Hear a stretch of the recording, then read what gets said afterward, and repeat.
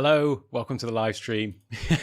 Hi, Kath. Oh, look at that. Look at that unprofessionalism. It's not even set up properly. Just a second. Let me get that right. Hang on a minute. I'm using the beta at the moment, so I've probably got a few. There we go.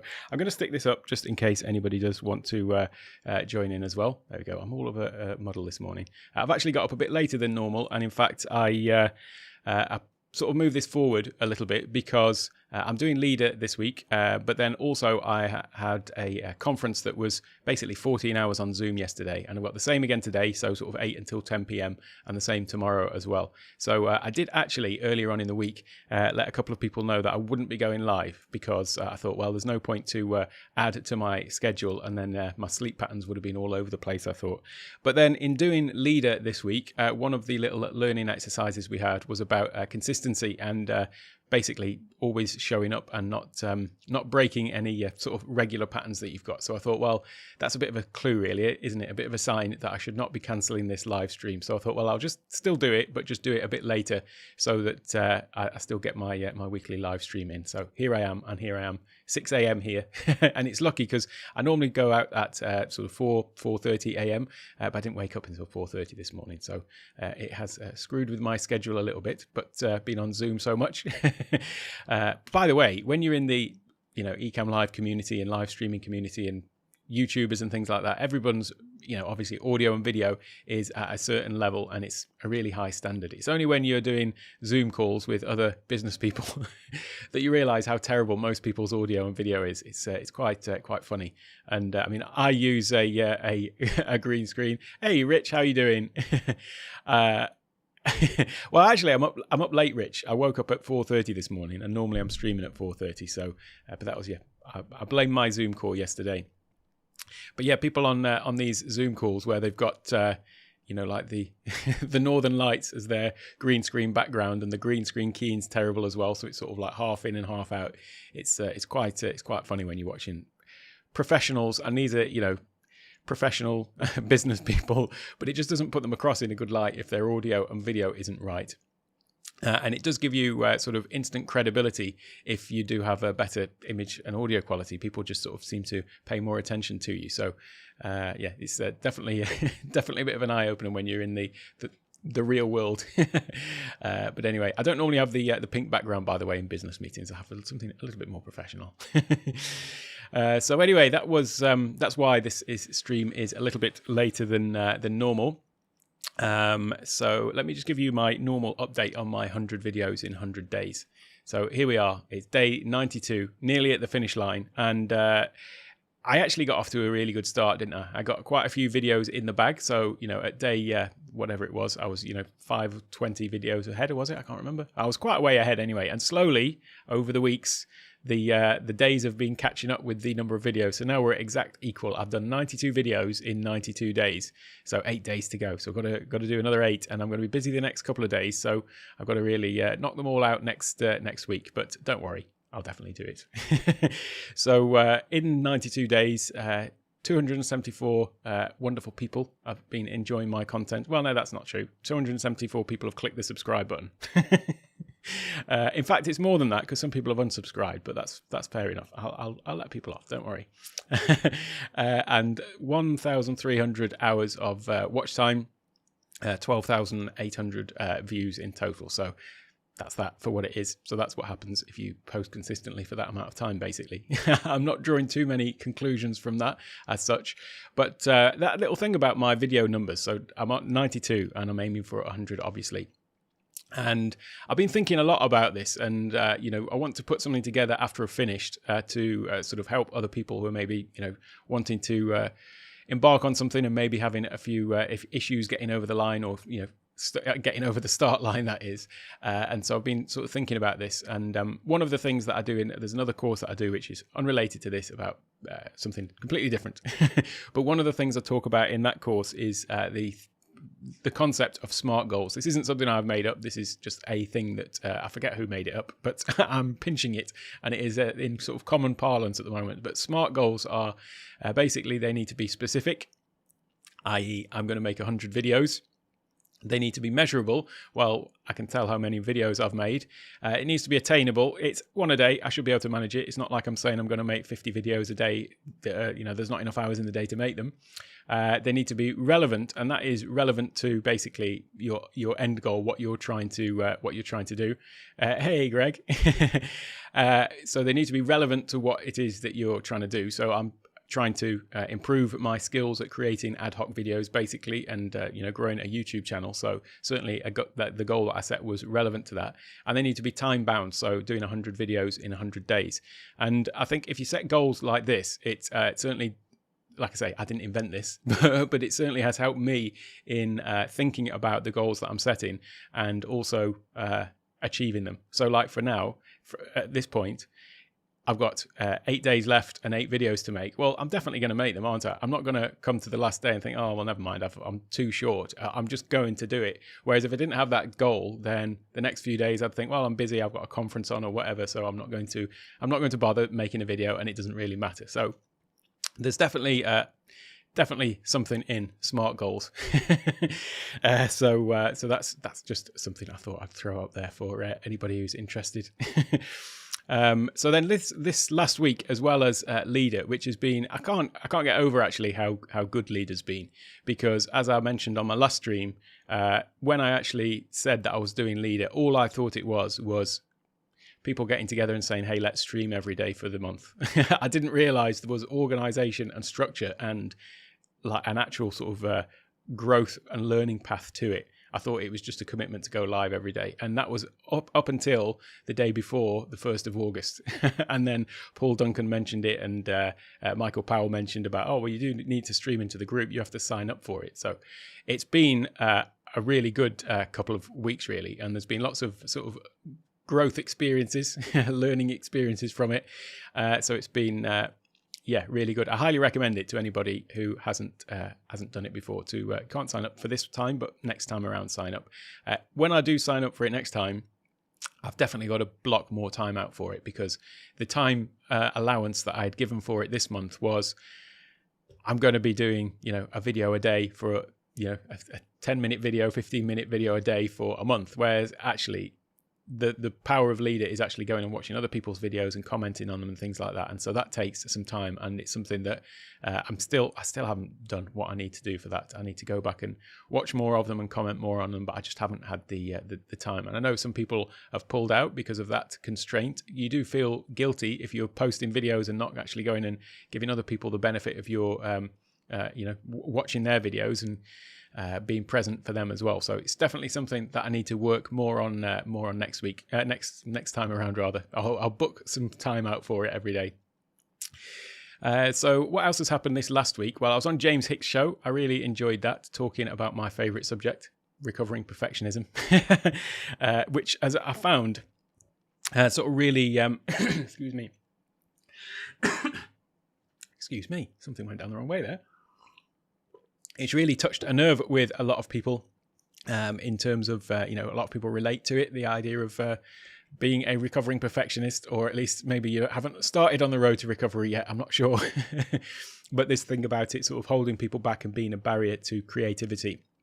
I'm also going to be on actually JP High Tech show this week coming up, or next week, whichever way it is, 18th of August at 5:30 Central Time. So that's next Wednesday. Is my Thursday morning, Wednesday for most of the people who'll be watching.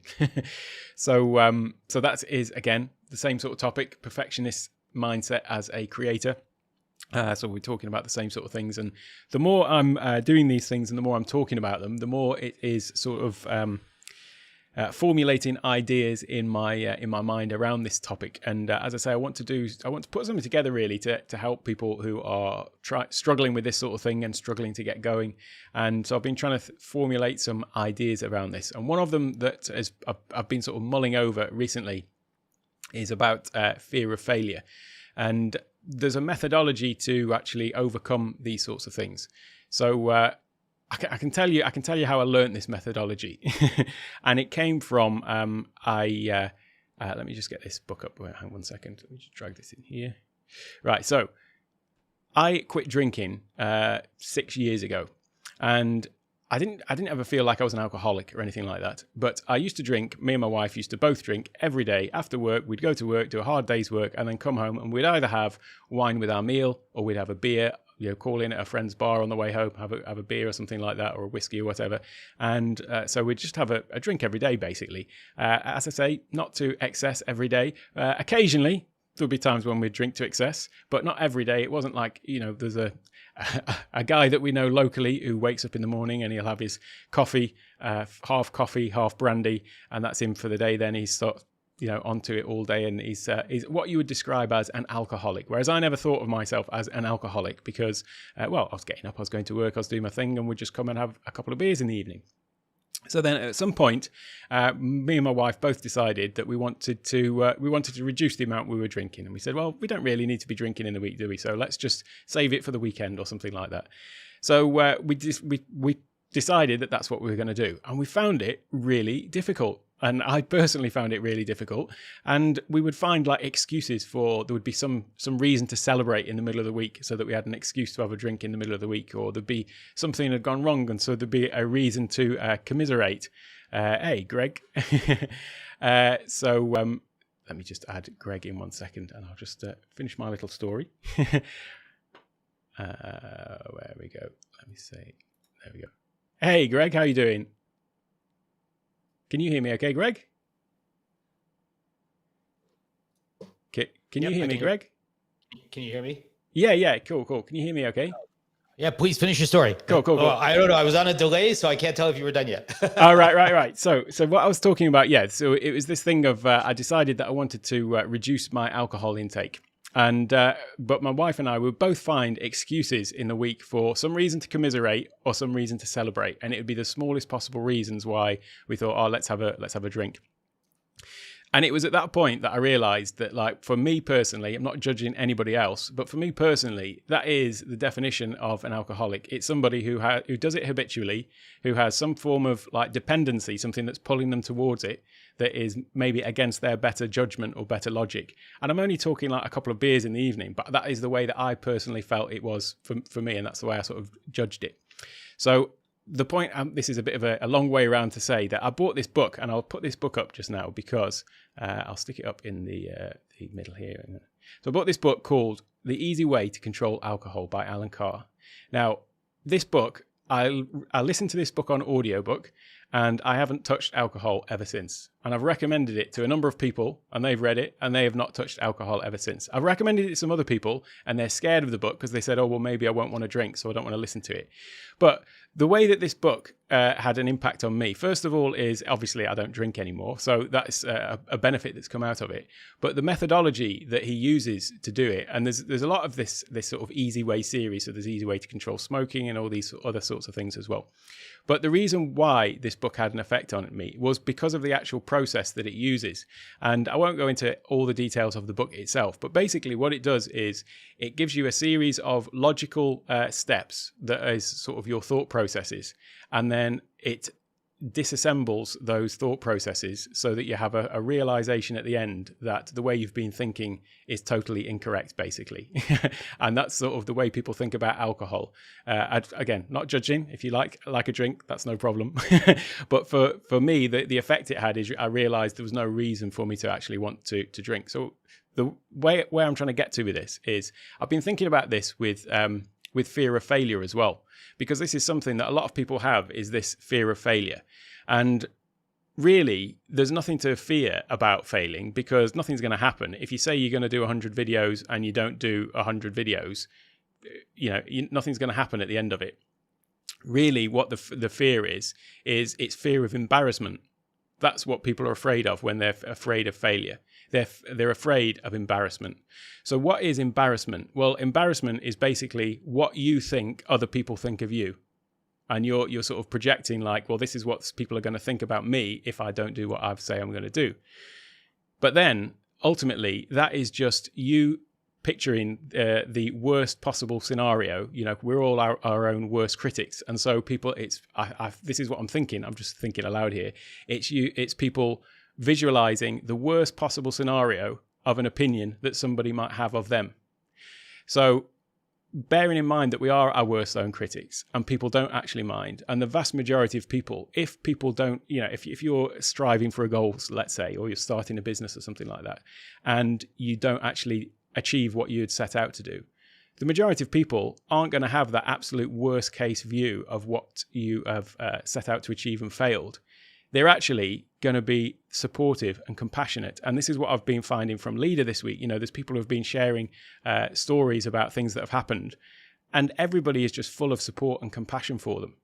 So I'm trying to get to some sort of methodology of removing this fear of failure by breaking it down into these logical steps that actually, if you think you've got a fear of failure, it's a fear of embarrassment. That's your worst idea of what someone might think of you. In actual fact, the majority of people would never think that of you. And in fact, the people will be there to support you and catch you if you stumble or whatever. And so therefore, there is nothing to be afraid of by actually just giving something a go. In terms of, I'm not talking about starting fire juggling or something like that, but I mean doing something like getting content out there.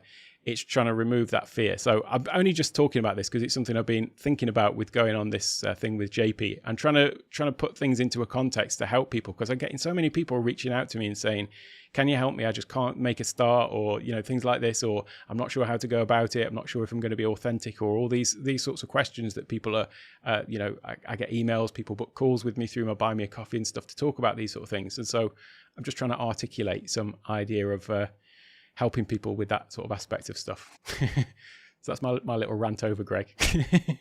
Oh, that's great. I agree with you. So Alec, it's very interesting because I think maybe 90% of the time, I think you're right that people are scared of like embarrassment or the other. There is a very small percentage, however, of people who are scared of success. Right. And so they do self-sabotage as well. Right. Yeah, sure. Yeah.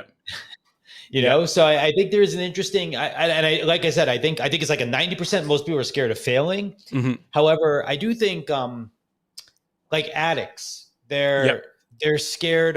They can be scared sometimes of like what life feels like without the thing that they have the addiction to, right? Sure.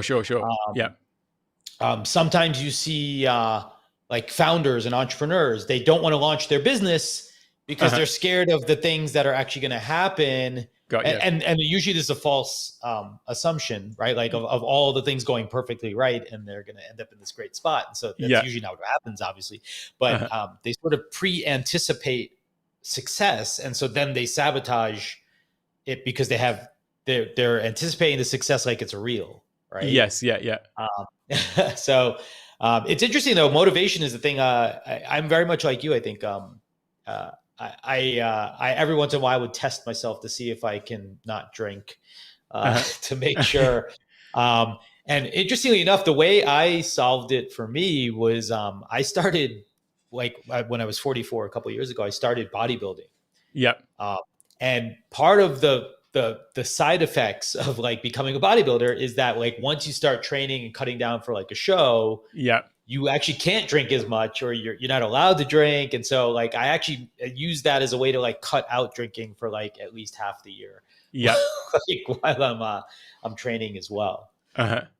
It's I mean, the alcohol analogy was about the book, but it is funny talking about alcohol that I told somebody else, a close friend, about this, and I said, I've listened to this book, and I'm never going to have a drink again. And his exact words were, oh well, never say never, like as if as if I'd been doomed to like never be able to drink again, and it was like a terrible thing. And he's like, oh well, I'm sure there's still hope for you at some point. You might be able to have a drink in the future. It's funny people's attitudes, and that thing you said about people afraid of what's with the alcohol book in particular. So many people are like, oh, keep it away from me. They're scared to listen to it in case it removes this thing that they enjoy doing. And it's like I say, I'm not judging anybody for drinking or anything like that. And if they're happy with it, then that's fair enough. But it was just really interesting, this methodology of the way the book works, like the way the book works on your mind to sort of lay out all of the benefits that you believe you get from it, all of the negative effects that you believe that there are associated with it,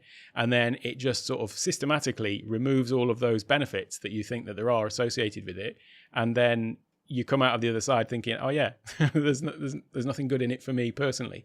And so I'm trying to think of that same sort of methodology for this thing about people not getting to make a start. And it's funny because I've read loads of books about business and all this sort of stuff, but the one thing I haven't really read a lot about is the psychology of perfectionism and procrastination and all these sorts of things that hold people back. So I'm sure people have done a much better job of figuring it out than I have.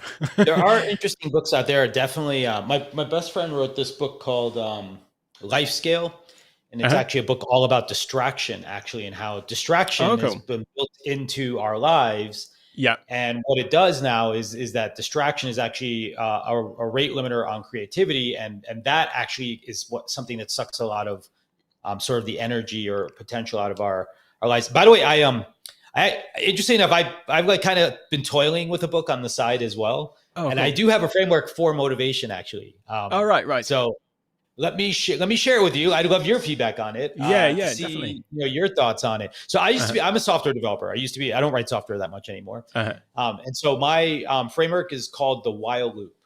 Right. And so WHILE is an acronym, and WHILE, it stands for work, health, inspiration, lifestyle, and experience. Right. Basically the idea is that, the loop part is really about creating legitimate outcomes towards ongoing progress, right? So let me give you an example. A lot of people say, like, for example, I want to lose weight, right? I'll put my hand up to that one. Yeah, right.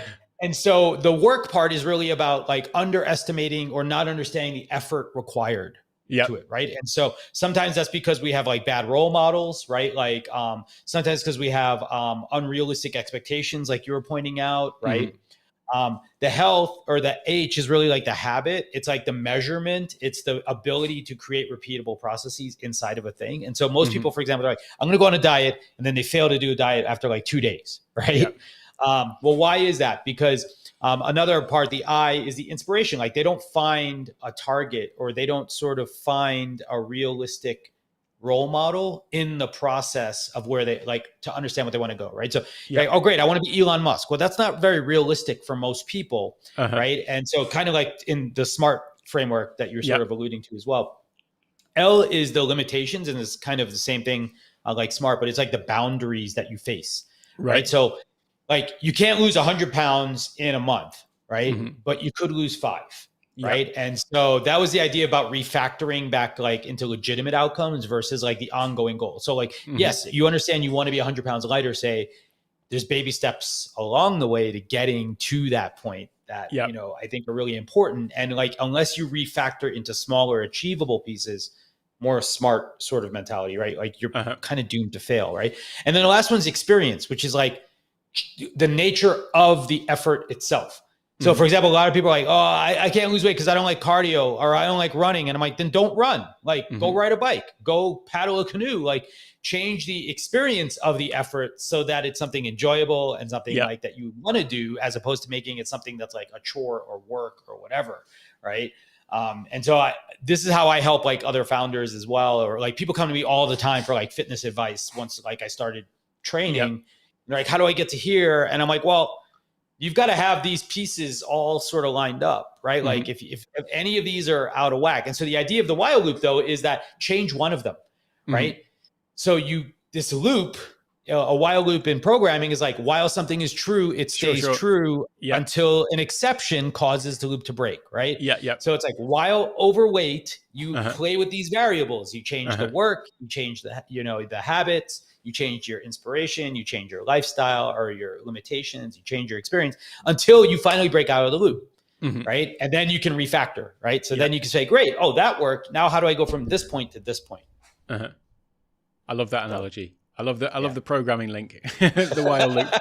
It's so true though. Yeah. If you could just break the chain and the cycle, then it's, that's really powerful. That is. And it feeds itself, right? So the second you get a little success, then you're like, I can do it. And then now you can do more. Right? It's always the initial sort of starting, right? That's always what clobbers most people. I'll just quickly say hi to Glenda and thank you very much. It's it'll be really interesting to read your book and get your view. I have like notes and stuff. The title of the book is Minimum Viable Person. So I'm a product manager by trade. Yeah. And so my whole philosophy is really about like people having a more balanced life and not working all the time. And like as a formerly abusive to myself entrepreneur who would just work all the time, I've come to learn that there's way more to it. And, you know, you need to sort of you have to show up to all the parts of your life at least a certain amount, right? And that's the minimum viable person, is really like making sure you're the right amount of you is everywhere you need to be, as opposed to just all in one thing. Well, so first of all, the minimum viable person, I love that, because part of the thing that I've been talking about is with creators setting, if you're a perfectionist, setting a minimum viable product for what you're trying to do. So I like the sort of link there. But the thing that you've just mentioned there about having balance, that's something that I'm actively trying to work on more in my life, because I am trying to pack a lot in. And so I do, you know, obviously I do my YouTube stuff usually in the morning for a couple of hours, then I've got my work and stuff. And there's definitely currently a bit of an imbalance in my life. You know, I should be spending, you know, more time with family, but I'm finding that I'm doing the YouTube stuff in the morning, but then I'm working a lot through the day, and I've got different things that I'm working on. So I've got multiple different, totally different business interests really, that I've got to try and sort of cram in to the day, that it feels like I'm doing all of these things, and I enjoy them, and I'm being productive at them. But I'm definitely going through a process at the moment of just sort of reassessing things a little bit and trying to get a bit more sort of balance. I mean, it's the pandemic, actually, I know it's a terrible thing, is a really understatement. But for me personally, I've been able to spend so much more time at home with family and not traveling. Before, I was away for sort of basically 50% of the time, whereas now I'm here every morning, and I'm here when all the kids wake up, and I'm here when they go to bed, and I get to spend time with them throughout the day. So it's well, don't not give yourself credit for that either, though, right? Like, I guess this is the problem, like, is that you're also discounting that is still a tangible improvement, right? Like, I mean, sure, we always can want more, we can always make it better. Yeah, but I'm grateful that you got that part, right? Yeah, like, that's still, like, I was the same way as you, by the way. I was on the road 50% of the time. I used to fly 160,000 miles a year, right?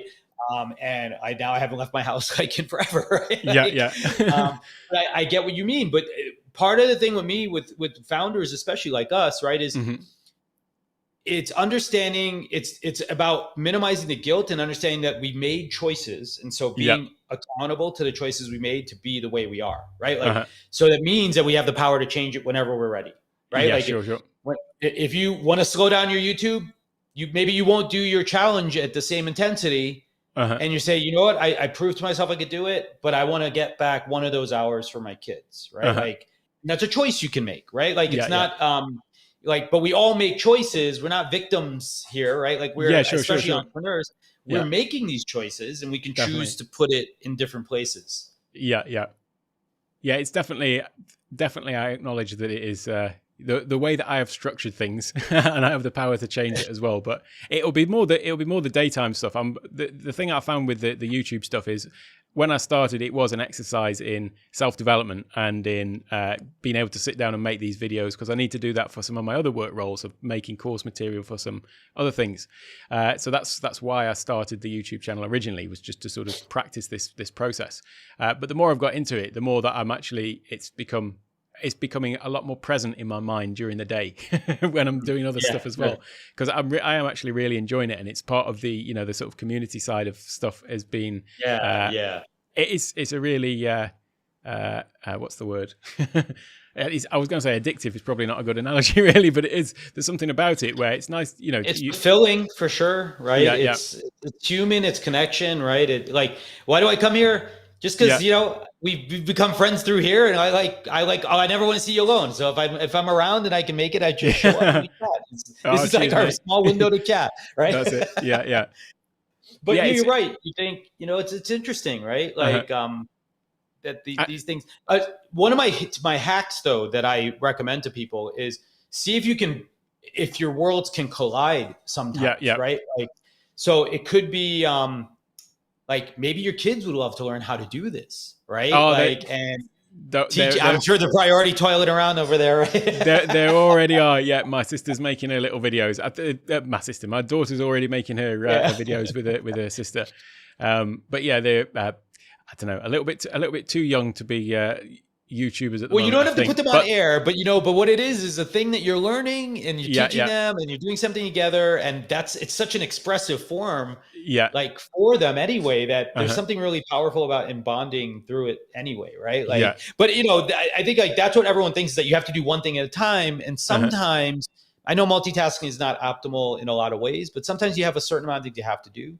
Maybe you can do them together or find ways to make them fun or interesting.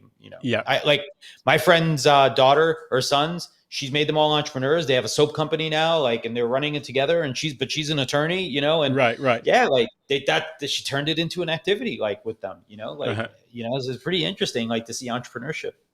Kind of the great thing about watching kids doing making videos is all of the things that in LEDA, they're helping people. To be honest, the stuff in LEDA, I don't have an issue with just sort of being myself on camera or anything like that. But there's a lot of people is getting over yourself to just be yourself and chat on camera. But the one thing that you notice about kids is they don't have any of these hang-ups.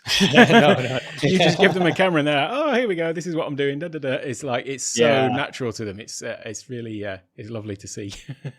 I feel terrible because I did sign up for LEDA and I have not submitted one video or been to the group. Right. Well, it is a massive time commitment. I had no idea. I didn't even realize it was done. I didn't even know all that stuff that you were just saying was in it. I had no idea either. Yeah. I mean, I didn't. So it's organized by Luria Petrucci at Live Streaming Pros, but I never used to. And I used to watch her back when she first started. She did a load of tech videos as Callie Lewis. That was her sort of pseudonym. And then she started doing something. Was it Geek Beat or Geek Brief or something like that? So that was like that was the CNET side, wasn't it? That was the CNET one, or was it CNET? Or I think it was something like that. Yeah, and then it would come out. Yeah. So I used to watch all of those sort of things, but I'd never got into the sort of live streaming pros community because I don't have time to watch everything, and I was in docs community and stuff like that. So I never realized that it was them that had organized LEDA, and there's a whole sort of organizational process. And have you been getting the emails with the daily tasks to see the sorts of things I see them, but it's much like you. I have 2 consulting projects and a startup to run and a dad also. So the day I get up at 3:30, we were talking about this. I get up at the same time as you to get my training in and all the other things so I can be ready when my son wakes up. And I just haven't had the time, because same thing. I'm producing our live stream is twice a week and we're about to go to 3 days. So it's a lot. It's a lot. I also don't have a problem being on the camera, I guess. So, but I would love to be able to help others. That part actually seems fun. I just don't have enough time, unfortunately. Yeah, and it is so much. It's not just the time that you're going to be doing your the videos themselves. It is this thing of showing up for other people's videos, and I've tried to do that, but there's 200 and something people in. Now there's one. Sammy Superstar is in all the chats. Yeah. He comments on everyone's video. I think he just blocks out August to go and watch everyone's video, and he's amazing. That I don't know exactly how old he is. Is he 17 or 18 or something like that? But he's school just started, so maybe he'll be busy again. Maybe, yeah. But he's awesome. He is, Sammy. But the time involved to I see. Glenda's talking about the kids put their videos in a private folder and they can watch them later. Definitely. I'm definitely keeping them in. But so it is a big commitment, LEDA, and I'm probably, I don't know, I don't think I'm even spending an hour a day on it. I do my video, which is 5-10 minutes, and then try and catch up with other people's and stuff like that. But it's just I'm gonna try to do Vlogmas. That's probably the one I'm that one. Am I right? That one is just literally you're doing a vlog every day. That's going to be a real brain bender for me, though, because I don't publish videos. I only do live streams. So. Right. And so what Vlogmas is not live, is it? I believe it's 30 days of vlogging. Right. Or something to that effect. And you post basically the month of December, I believe. You post right. Like a video a day kind of thing. I'll be sure to check the full details before I commit to anything. Yeah. By the way, most creators I've seen on YouTube and whatnot don't quite get it perfect. I think it's the effort that counts. Right? That's it. Yeah. I saw your the holidays themselves. It's hard, right? How do you can't film? Well, it's all the months to think that you're going to be committing to do something. It's a pretty tricky one, I suppose. But I suppose it helped people get into the festive spirit, perhaps. So have you mapped your last 8 videos out? By the way, 92 was a big celebration yesterday. How come we're not having your 92 celebration? Well, actually, you know what? I should have thought about that. I should have got Keely's little logo up, but that was awesome. Yeah, that was really cool. I was like, I had no idea what I was tuning into, and I'm like, wow, this is awesome. Yeah. I should have made a big thing, really, shouldn't I? 92. It's going to become the new milestone that everyone's got to hit in the LGL group, I think. I have a question for you, actually. The beta stuff, are you allowed to talk about the beta stuff in your video? Well, so this is the thing. Doc sort of mentioned we had a little in the beta group. We had a live stream about it, and then Doc sort of jokingly said, have I got all of my 20 videos done on the beta? But I've been in two minds about it, really, because I almost don't really want to make public videos about it. Although a couple of people have. But I don't necessarily want to make public videos behind it that cause people to think, oh, I want that feature, and they jump on it, because it isn't totally stable. I'm running it now on this. Me too, right now. Yeah, but I have had issues with it, so I wouldn't necessarily. There's some really amazing features in there. Profiles are awesome. Profiles, yeah. Things like just grouping overlays. Screen sharing was a big one for me, just having a screen sharing overlay and stuff like that. There's so many things in there that answered, like, scratched an itch for me, and there's some that were like I didn't even know I needed, but now I can't imagine not having it. So it's amazing. But the problem with that is because they are such, like, they're the features. Well, they may move, and they may be, even where they put them in the menus may change. I get you. I'm sort of worried about people seeing the video and thinking, like, oh, that's an awesome feature, I want that, and then jumping to a beta when they're not really, they don't know what they're getting themselves into. Because if it doesn't go wrong, then they'll be in the main Ecamm group. It does install alongside those, so it's not like you have to overwrite your other one. Sure, nice. Yeah. But I think a lot of people don't quite understand what a beta is. They just think, it's easy access to these features. But if they're not used to the idea of, so what happens if something goes wrong? What do? You make a little video about it, post it in the group, and say this is the the issue I've been having, and in the beta group, and tell people, rather than and submit a support ticket and all that sort of stuff in the forum where people are there to share updates to make the software better. Whereas people are not used to it, but just want the feature. If it goes wrong, I can just see them going straight into the main Ecamm Facebook group. This has spoiled my live stream, and complaining in the way that they do. What's definitely not use it for production things if it really counts. So especially if someone's paying you for it, right? Exactly. Yeah. Oh yeah. So have you thought about your? Yeah, go ahead. I'm not messing with that. Yeah. Well, that's definitely well advised, Glenda. I fully support that. That comment. James, what's up? Why don't you jump in here? Come on, man. I've got. So the funny thing is, the first time I ever previewed this topic with my while loop was on James's show ages ago. Oh, cool. Yeah, I've known James, I think 8 years, 9 years, something like that. So it's been a long time. Cool. Yeah, it was really fun being on James's show this week. Yeah, you guys did a good job. It was a fun topic. I was a little upset that he didn't press you really hard questions though. Well, bring him on. I'm still here. So here, I guess I'll give you not a hard question, but I did have a follow-up question, I guess, from from the talk that you guys did have, right? Before the great. When you talk about like we're letting go of perfection, how do you figure out how much to let go? Yeah, that is this thing I was talking about, minimum viable product, and working out what that is. And it's about, actually, I haven't totally let it go. So it's another way that I put it is, it's about being happy with being unhappy about it. And it's this thing of, like, thinking, well, it doesn't actually matter if things aren't exactly perfect.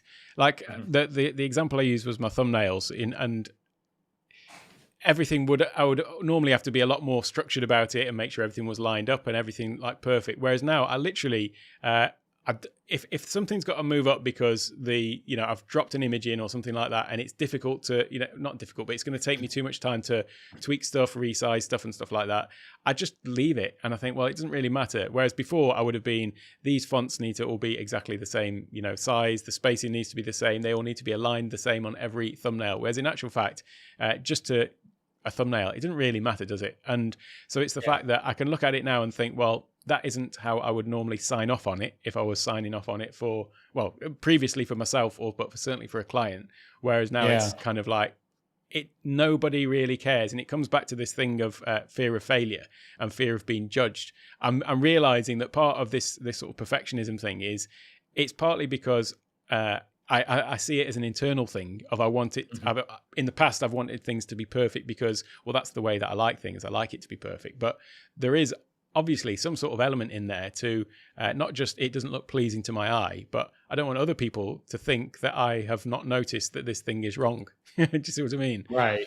So it's getting that thing of acknowledging nobody cares. I mean, they might care about it, but what I mean is that you might look at my, I know that you've got a good eye for detail. You might look at my thumbnails and think, oh, look at that joker. His spacing's all off. As someone who has to make his own thumbnails, I don't judge anyone's thumbnails, because as long as they exist, like, it's a lot of work, and I don't ever begrudge anyone the work that I make them. Yeah, but so what it is I know that people will notice. There'll be some people who won't notice at all. Some people just see them come up and they've got no clue whatsoever about any sort of spacing or kerning or anything like that. Hey, Alicio, he's another one who's got his things on point as well. But so it's just that acknowledging that most people aren't going to care about it. And I'll see you later, Glenda. Just acknowledge she says. To your point, Alec. Like, I pitch a lot of founders, for example, when they're pitching their startups, like to raise money or something, right? Yeah. And one of the common advice that you hear often is like, people always get up and they're like, "Oh, sorry, it's my first time. I'm nervous," or whatever. And I'm like, nobody knows you're nervous. Like, so stop broadcasting that, right? Like, that's it. Like, nobody knows the things it doesn't do except for you, right? Like, So you don't need to live by that. Like, I think if I was to try to answer the question, I would probably say, like, the best thing to do is turn whatever you think it should be into the goal, right? And then just get 80% of it. Yeah. Right? Like, right? Yeah. And so be happy. So that is another part of the perfectionist thing being sometimes a totally negative thing, whereas actually there's a huge amount of positive in being a perfectionist because of that very thing. If you aim for perfection, then you're going to get something pretty good. Whereas if you aim for mediocrity, you're going to end up with something mediocre or less. So because you're still going to end up at 80% of it. Right? Exactly. Yeah. So I've also got to be conscious of not just hammering on this thing like, oh, I didn't, throw perfection out of the window and that. But it should always be, I always aim for it as a goal, but it's just a case of, being happy with what is a minimum viable product. And I don't like it when people say, there's sometimes people in the group or something like that, they're struggling with getting started. And so many people will just say, oh, well, don't worry, just get your phone and go live in the group or something like that. Just do it like that. Right. I could never do that, like, to start with. Well, I could do that because I've done live streams, but what I mean is for my channel, I'm not going to just start making videos on my phone. There is a minimum viable product for me, which is that thing. And it's what are you absolutely comfortable with in terms of, well, if it looks, all right for most people, it's that 80% thing. Then it's acceptable. I usually tell people don't treat the V as viable, treat it as valuable, right? Like, right. So like that, our mission as people who create things for others is to generate units of value, right? Like, and so I think viable actually is where the crappy nonsense comes from. Right. Because they're like, well, can I call it? Can I pretend it does this? Right. And so that's why I actually prefer the word valuable, because I'm like, all right, sure. Yeah, it's a thing. Is it valuable? Right. Yeah. And I think if you can say, yes, it's valuable, then you have enough. Right. I love that. Yeah, I really do. Yeah, that is a very good reframing of it. And it's part of the thing about, there is somebody always wanting your content and they don't care the level it is. So that comes back to that really. And that's the sentiment that I think when people are like, just go live, that's what they really mean, right? Like, but we should do a better job of communicating the things, right? Like, it's like what's the gas gear acquisition syndrome? Right? Yeah. Everyone slips down that trail pretty quickly. Yeah. And you're right, because like what happens is like, people feel like, well, I need this to be able to start. Yeah. And I'm like, wait, let's ask a better question. Do you have something valuable to say? Yeah. Okay, great. Just tell me it right now. Right. And okay, if you could do that, hold your phone up and say it. Okay. And if you could do that, push that out. Right. Like, and that's it. Right. Like, and it's just like the reshaping, because I feel like viable is where gear acquisition comes in, right? Like, because they see like our streams, they're like, whoa, I want to look like that. And if I can't look like that, then there's no point in going live. Right. Not true, because you can still have a ton of value to offer everybody. Yeah, sure. Yeah, that is a brilliant reframing of it, actually. Yeah, I mean, the thing about the gear, though, I mean, that's part of the reason why I've sort of stubbornly stuck with. I mean, I bought a Mac Mini last week so it's which one did you get? Just the basic one, because I'm still waiting for the 16-inch MacBook Pro, to be honest. But I just thought 8 gig. Yeah. 8 gig. Yeah. That's what this is all running on, also. Yeah. So at some point, in fact, I've just got a one of these little external discs. Oh, nice. 200. What is it? 200 megabytes per second, so it's pretty quick for disk read-write speed. But yeah, at some point I'll probably convert this to it'll probably get handed down to my daughter for her YouTube editing. But so that was the reason why I my camera, I've still got a 10-year-old Canon EOS 60D, my camera and stuff like that. So it's I was specifically not wanting to go and say, right, what's all the latest gear that I need to get set up? And the other thing is, I wanted to try and have it so that it was almost sort of self-funding. So when I finish my 100, when I finish the 100 days, I like that because it makes it tangible, it makes it real. Yeah, I think I saw Kirk stream today, and he built, and then now like the community's helped him. Like, he's created enough value, and now he's like upgraded a bunch of his gear. That's like super awesome way to do it, huh? Yeah, because I think a lot of people are stuck thinking, how long it's going to take to get monetized and things like that, and really forget about forget that monetization. That's too long. Yeah. Hey, Steve, how you doing? Yeah. All right, Alec. By the way, speaking of family, dinner time. Cool, no problem. Getting called upstairs. Always a pleasure to chat, my friend. Thank you for having me as usual. Yeah. And, by the way, thanks for Heather's live stream the other day. I thought that was was good. Great. I couldn't join the after I know party. It's a long run, but the after party is actually a lot of fun. I'll we'll get you into one of them soon. Yeah, for sure. All right, everyone. Bye, everyone. Bye, Alec. Cool. Have a good day. Thanks, Greg. Catch you later. Alrighty. Bye. Well, there we go. So, that is probably, I'm going to call it a wrap, because as I say, I've come on a little bit later than normal because I do have another, excuse me, I do have another 14 hours of Zoom call to get onto today. So that's starting in about an hour. I realized, so I did a 14-hour Zoom call yesterday, a 14-hour today, and then I've got another 14-hour one tomorrow. But then I also realized it's Doc's office hours in the morning. So that's usually another about 3 hours. So I think 45 hours of Zoom on over 3 days is probably going to be a new record for me. And I'm not sure I want to beat that one anytime soon either. But that's about all I'm going to cover for today. I'm going to go and have a little bit of time with my kids for the next hour before I have to get back onto another Zoom call. So thanks everyone for stopping by and joining, and thanks Greg for the conversation. It's been really, really useful, that has, in sort of helping me formulate some things in my eyes. I love the minimum valuable product instead of minimum viable product. That's I think that's a really amazing sort of reframing of the phrase for people, because if you stick with minimum viable product, you're still constantly questioning whether something's viable or not. Whereas if you can see that you've added some value, then it makes it a lot more a lot better, a lot easier to frame.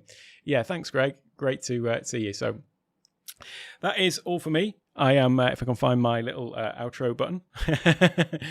Oh, thanks, Rich. Nice to see your smiling avatar as well. Cool, everyone. I will catch you all later. And I don't have any I still need to get some proper stream outro music, don't I? But in the meantime, I just basically go to my typical end screen. So have a great day, everyone. And I'll catch you all another time. Bye-bye, guys.